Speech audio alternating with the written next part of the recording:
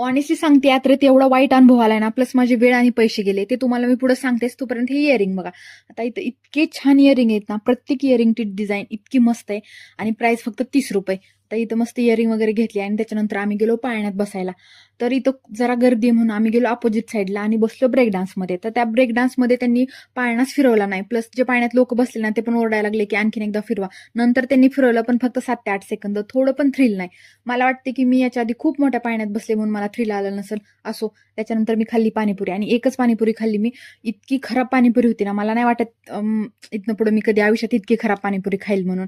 त्याच्यानंतर आम्ही आलो कृषी प्रदर्शनमध्ये. तर इथं खूप प्रकारची केळी होते, म्हणजे केळींचे पण वेगवेगळे प्रकार होते. मला माहित पण नव्हतं की इतके पण प्रकार असतात म्हणून.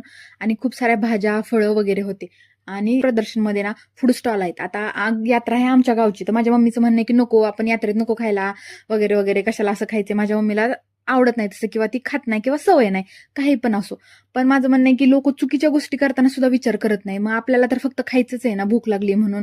एवढं काय त्याच्यात. मी सगळ्या असल्या गोष्टींना ना मम्मीला फोर्स करून त्या गोष्टी करायला होत असते. पाळण्यात बसायचं असू दे, खायचं असू दे, वगैरे वगैरे. कारण की चांगल्या गोष्टीसाठीचा चेंज कधी पण चांगलाच असतो. नंतर आम्ही इथं व्हेज मंचुरियन खाल्ली आणि मंचुरियन इतके सुपर्ब होते. आणि मला चौकशी करायची इतकी सवय आहे ना, तर मी भैयांना विचारलं की तुमचं शॉप कुठे आहे, तुम्ही कुठं बनवता वगैरे. तर त्यांनी सांगितलं की आम्ही नागपूरवरून आलोय आणि त्यांचे 3-4 स्टॉल होते तिथं आणि सगळे एकदम छान होते. आणि असा काय व्लॉग होता. चलो बाय.